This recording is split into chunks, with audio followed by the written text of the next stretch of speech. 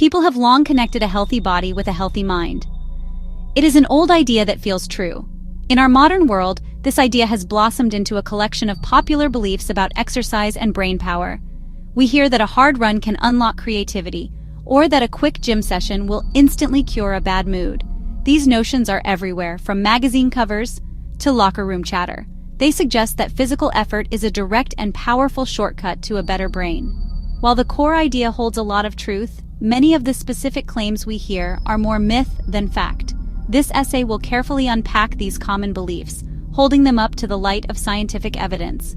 These myths often oversimplify the complex relationship between our muscles and our minds. They promise quick fixes and dramatic results, which can be both motivating and misleading. For example, one common myth suggests that only intense, heart-pounding exercise can deliver cognitive benefits. Another promises that a single workout can elevate your mood for days on end. A third, often aimed at worried parents, claims that putting a child in a sports program will lead to an immediate and dramatic jump in their school grades.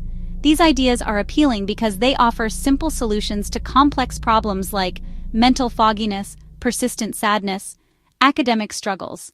But do they stand up to scrutiny? This exploration will act as a friendly guide through the science. We will examine what recent, credible studies actually say about how movement affects our thinking and feeling. By separating fact from fiction, we can build a more realistic and effective understanding. We will look at the real, measurable changes that happen in the brain when we get active.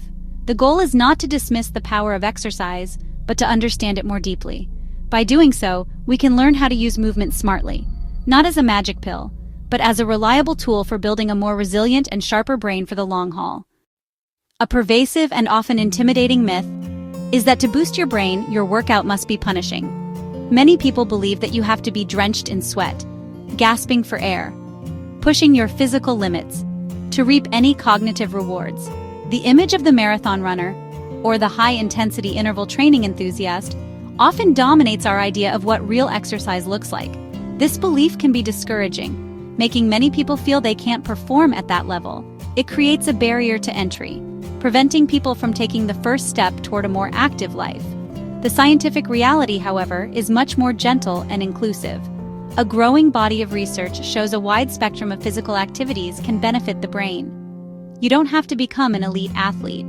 Simple, moderate movements have a significant positive impact on cognition. For instance, many studies focus on the humble act of walking. One landmark study involving older adults found brisk walking 30-45 minutes 3 times a week led to measurable memory and executive function gains over a year. The key was not breathless intensity, but consistent, regular motion. This principle extends to many gentle activities. Practices like yoga, tai chi, recreational dancing have been linked to better brain health. So, the takeaway: intensity matters less, consistency matters more. Another tempting myth: one good exercise session can act as a long-lasting cure for a bad mood. I just need a good run to clear my head. There is truth to the immediate relief. Exercise triggers the release of mood-boosting chemicals in the brain, endorphins, dopamine. This creates a temporary runner's high. It reduces stress and anxiety in the short term. But expecting this feeling to last days is a myth. The mood boost from one workout is mostly transient. It can last hours. For some, the afterglow might reach the next day. That immediate boost is valuable for daily stress. Think of it as a mental reset button. If you're overwhelmed or stuck in negative thought patterns, a 20-minute walk, a quick dance session, can interrupt the cycle and give fresh perspective. It's great for in-the-moment regulation, but not a long-term fix. For lasting mood improvement, science points to regularity. The real magic is when exercise becomes a consistent habit. Studies show regular aerobic exercise over weeks reduces symptoms in mild to moderate depression, in some cases as effectively as medication, in some cases as effectively as therapy.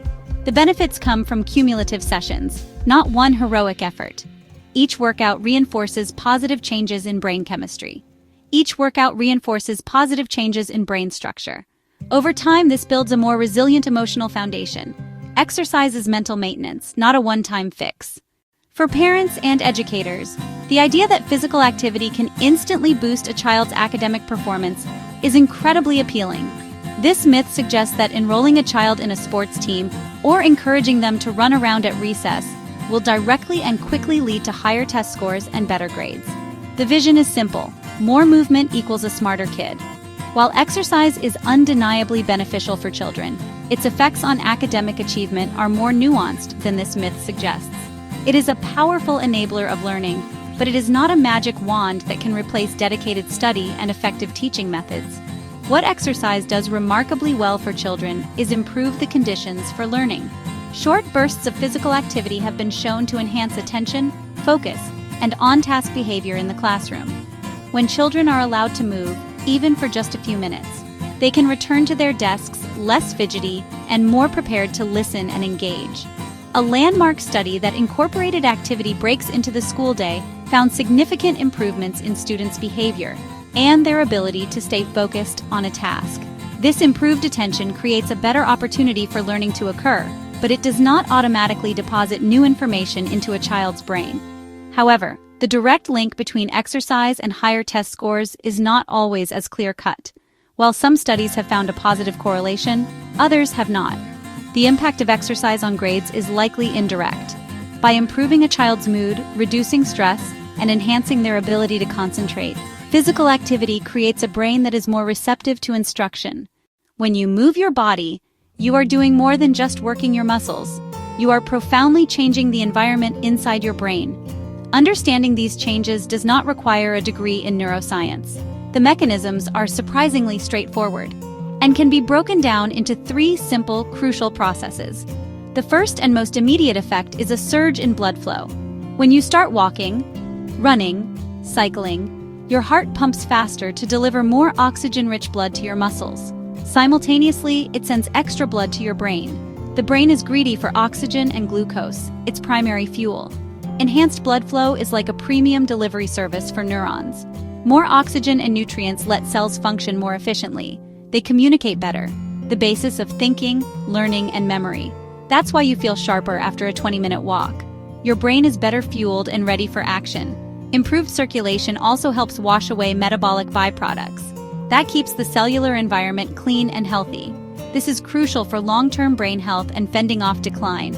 The second change is your brain's internal pharmacy. Exercise triggers a release of neurotransmitters, endorphins, dopamine, norepinephrine, serotonin. Dopamine boosts motivation, focus, and reward. Norepinephrine aids attention and arousal.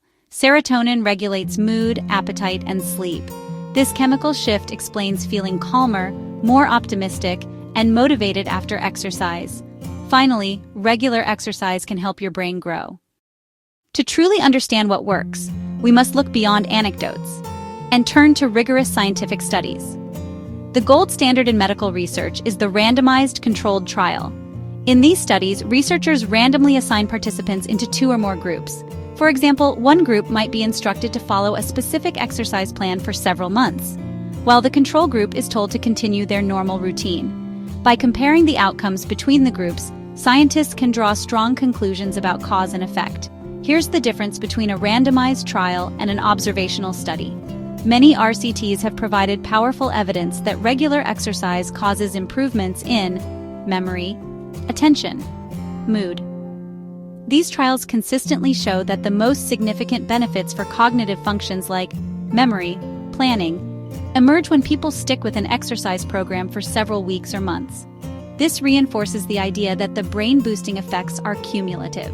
For example, a well-known RCT demonstrated that older adults who walked regularly for a year actually experienced a slight increase in the size of their hippocampus, while the control group showed the expected age-related shrinkage. This provides compelling physical evidence that exercise can help turn back the clock on brain aging.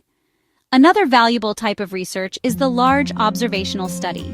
These studies track the habits and health of thousands of people over many years.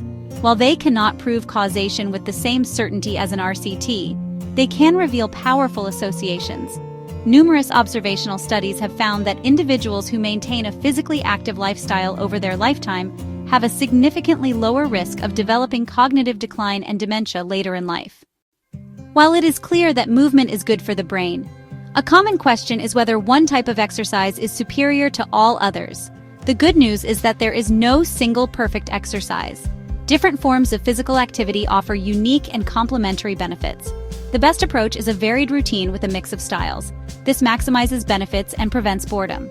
Aerobic exercise, often called cardio, is highly studied for brain benefits. Brisk walking, running, swimming. Cycling cardio boosts mood and memory. Raising your heart rate drives release of BDNF. BDNF helps grow new neurons in the hippocampus. A foundation of regular aerobic activity is essential. Strength training offers distinct cognitive benefits. Lifting weights, resistance bands, body weight exercises, push-ups, squats. Resistance training can improve cognitive function.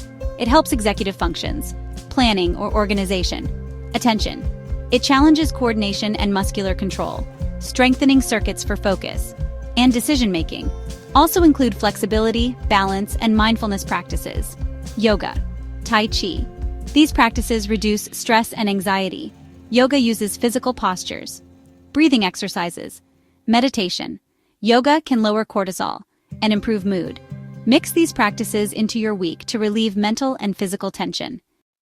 We have journeyed through the landscape of myths and facts surrounding exercise and the brain. We have dispelled the intimidating notion that you must push yourself to exhaustion, and the misleading promise that a single workout is a long-term fix. The science paints a clear and encouraging picture. Regular, varied movement is a remarkably powerful tool, enhancing mood, sharpening attention, protecting memory. The benefits are not magical or instantaneous, but they are real, measurable, and accessible to nearly everyone. The true power of exercise lies not in extreme effort, but in consistent, sustainable habit. The evidence shows that many types of movement contribute to a healthier brain. Aerobic exercise is a champion for boosting blood flow and growing new brain cells. Strength training helps fortify our powers of focus and planning. Mind-body practices like yoga and Tai Chi are masters at dissolving stress and improving balance. The ideal strategy is not to pick one and discard the others, but to build a well-rounded routine that includes a little bit of everything. A brisk walk on Monday, a set of bodyweight squats on Wednesday, and a relaxing yoga session on Friday. It is crucial to approach exercise with realistic expectations. It is a powerful ally, not a panacea. Movement can dramatically improve our mental well-being, but it does not replace the need for professional medical care for serious conditions like severe depression or Alzheimer's disease. Instead, think of it as one of the fundamental pillars of a healthy lifestyle, working in synergy with other crucial elements like a nutritious diet, restorative sleep, and strong social connections. By integrating regular activity into this broader framework of self-care, you create the most robust defense against cognitive decline and the best foundation for a vibrant mental life. Your journey toward a sharper brain can begin today with a single, simple step.